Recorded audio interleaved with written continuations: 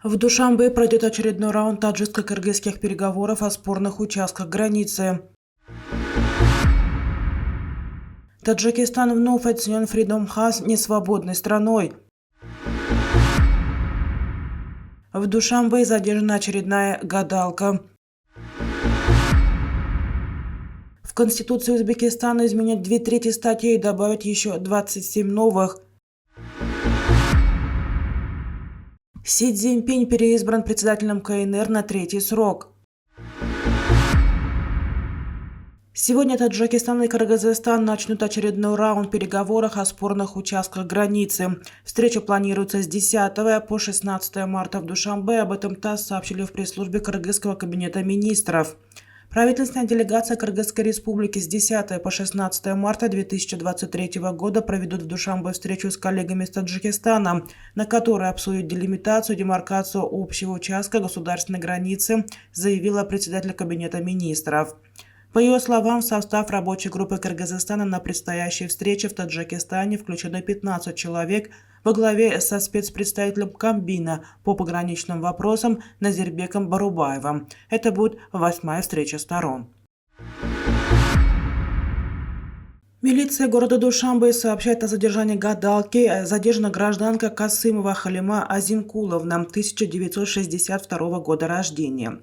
60-летняя Халима Касымова была задержана у себя дома по столичной улице Карабаева. В ходе проверки было установлено, что она принимала граждан в своей квартире, кроме гадания колдовством, также занималась кровопусканием в антисанитарных условиях, говорится в сообщении управления. Было установлено, что Халима Касымова не имеет ни медицинского, ни религиозного образования. Женщина привлечена к административной ответственности. Согласно статье 482 КоАП Таджикистана, составлен соответствующий протокол, сообщает ведомство. Международная неправительственная организация Freedom House в новом отчете «Свобода в мире-2023» признал Таджикистан несвободной страной.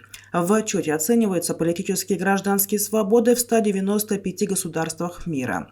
В новом отчете Freedom House, опубликованном 9 марта, указано, что уровень глобальной свободы снижается уже 17-й год подряд. По итогам прошлого года только 84 из 195 стран мира были признаны свободными. Кэтрин Грот, аналитик Freedom House, считает, что политические свободы оказались под серьезным ударом во всех странах Центральной Азии. Таджикистан в 2022 году остался в группе несвободных стран, получив всего 7 из 100 баллов.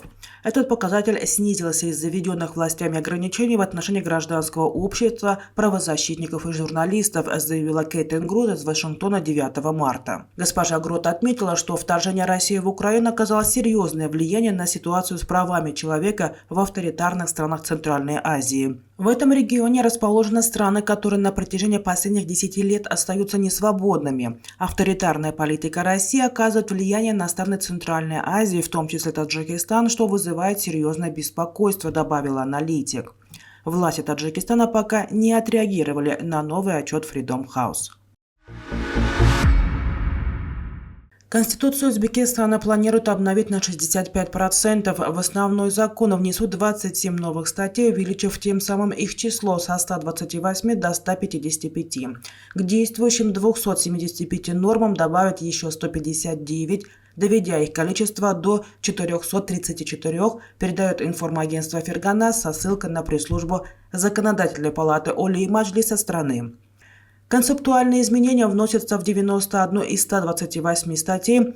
В результате наша Конституция полностью обновляется как по содержанию, так и по форме, пояснил председатель Комитета парламента по противодействию коррупции и судебно-правовым вопросам Жахангир Ширинов. В ходе общественных обсуждений поправок в Конституцию поступило более 220 тысяч предложений. Каждое четвертое было включено в проект, отметили в парламенте. Исходя из политики правовой значимости, объема и размера вносимых изменений и дополнений законопроект о внесении изменения и дополнения в Конституцию предложено назвать «Конституция в новой редакции». По словам Ширинова, в Конституцию планируется изменить принцип государство-общество-человек на человек-общество-государство, то есть поставить интересы человека превыше всего. Узбекистан планирует объявить социальным государством, утроив нормы социальных обязательств государства. Число сенаторов планируется сократить с нынешних 100 до 65, а полномочия председателя Кенгеша, народных депутатов и хакимов разделит. Депутаты Всекитайского собрания народных представителей переизбрали председателя КНР Си Цзиньпиня. Он стал первым в истории страны председателем, избранным на третий срок, передает Синьхуа. Си Цзиньпинь также был переизбран на пост председателя Центрального военного совета КНР. Решение было принято единогласно. В голосовании приняли участие 2952 человека. Кроме того, первый вице-премьер Госсовета Хан Чжэн избран заместителем председателя КНР. Член постоянного комитета Политбюро ЦК Компартии Китая Джао Линзи назначен председателем постоянного комитета ВСНП. Голосование прошло на третьем пленарном заседании первой сессии ВСНП 14-го созыва. Незадолго до этого депутаты также одобрили план реформы аппарата Госсовета КНР, передает Синьхуа. Госсовет является высшим исполнительным органом Китая. Окончательный план реформы до сих пор не опубликован. Известно, что он усилит централизованное руководство Коммунистической партии Китая и призван повысить эффективность госаппарата.